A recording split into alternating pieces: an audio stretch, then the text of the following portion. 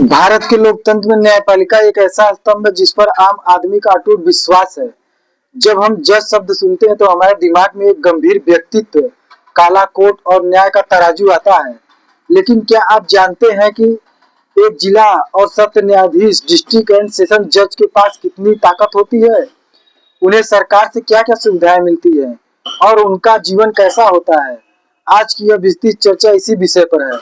हम जानेंगे कि एक जिला जज का बंगला कैसा होता है, उनकी सैलरी कितनी होती है और उनके आदेशों की कितनी अहमियत होती है।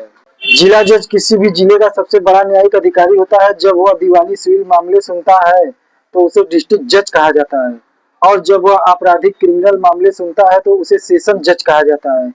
असीमित शक्तियां, एक जिला जज के पास इतनी पावर होती है कि वह किसी आपराधिक को उम्र कैद से लेकर फांसी की सजा, डेथ पेनल्टी तक सुना सकता है। हालांकि फांसी की सजा को हाई कोर्ट से कंफर्म कराना होता है, लेकिन सजा देने की कलम जिला जज की होती है।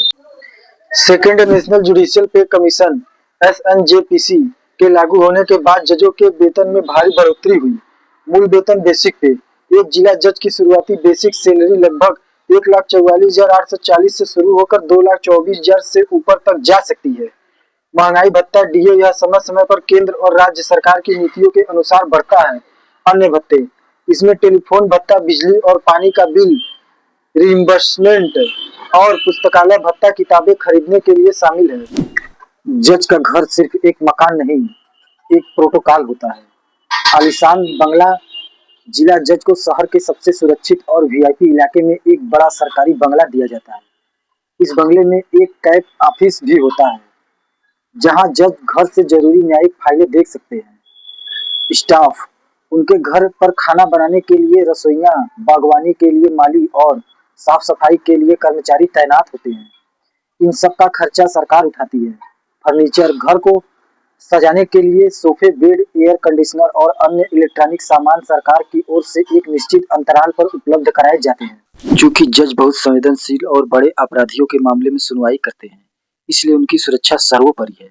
सुरक्षा कवर, जज के बंगले पर 24 घंटे पुलिस का पहरा रहता है। जब वे कोर्ट जाते हैं तो उनके साथ गनर या पीएसओ होते हैं। सरकारी वाहन, उन्हें एक आधिकारिक वाहन मिलता है, जैसे इनोवा, सियाज या समकक्ष। इस गाड़ी पर नीली बत्ती अब फ्लैक्सर के रूप में और डिस्ट्रिक्ट जज की नेम प्लेट लगी होती है। ड्राइवर और पेट्रोल, गाड़ी का ड्राइवर सरकारी कर्मचारी होता है और ईंधन का पूरा खर्च राज्य सरकार वहन करती है। मेडिकल सुविधा, जज और उनके आश्रितों, पत्नी, पति, बच्चे, माता पिता के लिए बेहतरीन अस्पतालों में मुफ्त इलाज की सुविधा होती है। एलटीसी, लिव ट्रेवल कंसेशन, हर कुछ वर्षों में जज अपने परिवार के साथ भारत या विदेश नियमों के अनुसार की यात्रा कर सकते हैं, जिसका खर्चा सरकार उठाती है। छुट्टियां, न्यायिक कैलेंडर के अनुसार जजों को गर्मी और सर्दियों में लंबी छुट्टियां मिलती हैं ताकि वे मानसिक तनाव से मुक्त होकर अपनी ऊर्जा दोबारा संचित कर सकें। एक जिला जज का प्रोटोकॉल किसी जिले के कलेक्टर, डीएम और पुलिस कप्तान, एसपी के बराबर या उससे भी ऊपर माना जाता है। जिले के किसी भी सरकारी समारोह में जज को अग्रिम पंक्ति के स्थान दिया जाता है। यह पद केवल सुविधाओं के लिए नहीं बल्कि उस सम्मान के लिए है जो न्याय की कुर्सी के साथ आता है। सुविधाओं के साथ जिम्मेदारियां भी आती हैं। सामाजिक दूरी, एक जज को निष्पक्ष रहने के लिए समाज से थोड़ा कट कर रहना पड़ता है। वे हर किसी की शादी या पार्टी में नहीं जा सकते। कार्यभार, भारत में लंबित केसों की संख्या बहुत है, इसलिए एक जज को हर दिन घंटों फाइलों का अध्ययन करना पड़ता है। मानसिक दबाव, किसी के जीवन या मृत्यु का फैसला लेना कोई आसान काम नहीं है। इस पद तक पहुंचने के दो मुख्य रास्ते हैं। लोअर जुडिशियल सर्विस, आप एलएलबी के बाद जज, सिविल जज जूनियर डिवीजन बने और प्रमोशन पाते हुए 15-20 साल में जिला जज बने।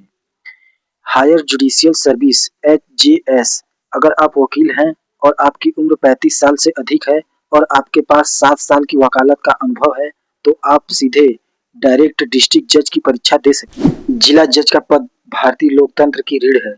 यह पद केवल लाल बत्ती, अब प्लेट या बंगले का नहीं, बल्कि यह एक शक्ति है, कमजोर को न्याय दिलाने की और अपराधी को दंड देने की।